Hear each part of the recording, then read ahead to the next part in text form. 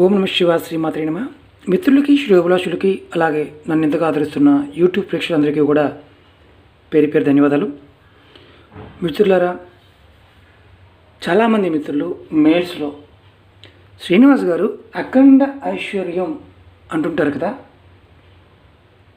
అది రావాలంటే మనం చేసుకోవడానికి ఏదైనా ఒక ఉపాయం ఏదైనా ఉందా అని చాలామంది మిత్రులు అడగటం జరిగింది.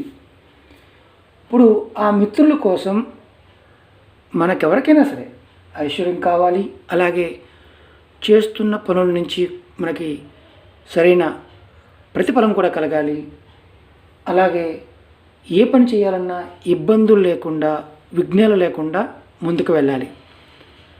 అలాంటి ఉపాయాన్ని ఈరోజు మనం తెలుసుకుందాం. మిత్రులారా, ఈ వీడియో నచ్చినట్లయితే కనుక లైక్ చేయండి, నా ఛానల్ సబ్స్క్రైబ్ చేసుకోండి, 10 మంది మిత్రులకి షేర్ చేయండి. ఈ ఉపాయానికి కావాల్సింది ఒక గణపతి చిన్న విగ్రహం, అంటే ఎలాంటి విగ్రహం అయినా పర్వాలేదు, మనకి తెల్ల జిల్లేడుతో చేసిన విగ్రహం అయినా పర్వాలేదు, అలాగే నవధాన్యాలతో చేసిన విగ్రహం అయినా పర్వాలేదు, చిన్న విగ్రహాలు అంగుష్టం సైజు ఉన్న విగ్రహాన్ని ఏదైనా సరే, అంటే మన బొటన వేలు సైజు ఉన్న విగ్రహాన్ని ఏ విగ్రహం అయినా సరే ఈ పూజకి ఉపయోగించుకోవాలి. ఈ పూజను ఎలా చేయాలి, ఇంట్లో ఏ విధంగా చేయాలి, కలిగే ఫలితాలన్నీ మీకు వివరిస్తాను. ఇది పర్టికులర్గా మీరు చూస్తున్నారు కదా, నేను చూపిస్తున్న గణపతి సింధూరంతో ఉన్న శ్వేత గణపతి, అంటే సింధూరాన్ని వేయటం జరిగింది, తెల్ల జిల్లేడు గణపతి. నేను మీకు చూపించడం కోసం నేను చూపిస్తున్నాను. మీరు శుక్రవారం నాడు కృత్తికా నక్షత్రం వచ్చే రోజు, అంటే క్యాలెండర్ చూడండి, శుక్రవారం ఉండాలి, ఆ రోజు కృత్తికా నక్షత్రం ఉండాలి. అలా వచ్చిన రోజున వినాయకుడికి మీ ఇంట్లో లేదా దేవాలయంలో అయినా పర్వాలేదు షోడోపచార పూజలు చేయించుకొని, అక్కడ ఎవరైతే బ్రాహ్మణుడు ఉంటారో ఆ బ్రాహ్మణుడికి ఒక గంధపు చెక్క, అలాగే పుష్పాలు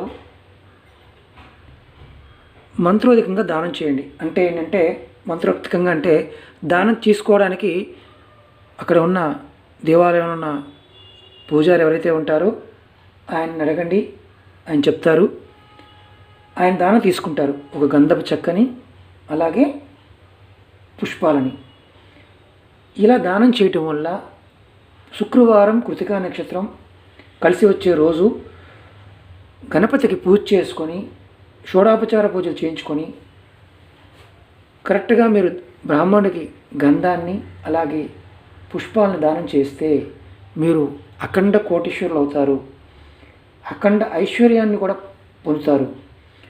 ఆ గణపతి మీకు ఐశ్వర్యాన్ని ప్రసాదిస్తాడు. అలాగే చేస్తున్న పనుల్లో జాప్యం జరగకుండా మీకు పూర్తవుతాయి.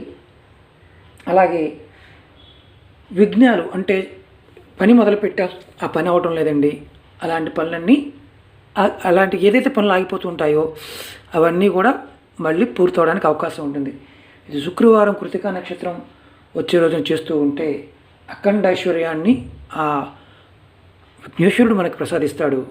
ఖచ్చితంగా ఇది గుళ్ళో చేయొచ్చు, అలాగే మీరు ఇంటి దగ్గర కూడా చేసుకొని మీరు వీలైతే గంధాన్ని పుష్పాలని పూజారికి, మన దేవాలయంలో ఉన్న పూజారులకి ఇవ్వడానికి ప్రయత్నం చేయండి, బ్రాహ్మణోత్తములకి ఇవ్వడానికి ప్రయత్నం చేయండి. ఇలా చేస్తూ ఉంటే ఖచ్చితమైన ఫలితాలు రావడానికి అవకాశం ఉంటుంది. మీరు ఖచ్చితంగా అఖండ ఐశ్వర్యాలని ఆ గణపతి ప్రసాదిస్తాడు. అందరం కూడా మంచి అభివృద్ధిలోకి రావడానికి అవకాశం ఉంటుంది. మిత్రులారా, ఈ వీడియో నచ్చినట్టు లైక్ చేయండి, నా ఛానల్ సబ్స్క్రైబ్ చేసుకోండి, గంట సమయాన్ని యాక్టివేట్ చేసుకోండి, 10 మంది మిత్రులకు షేర్ చేయండి.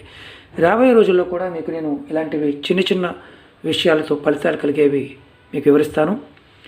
మీరు నాకు ఇంతగా సపోర్ట్ చేస్తున్నందుకు మీ అందరికీ కూడా అమ్మవారి వెళ్ళవేళలా మిమ్మల్ని కాపాడాలని కోరుకుంటూ ఓం నమ శివాయ శ్రీమాత్రే నమః.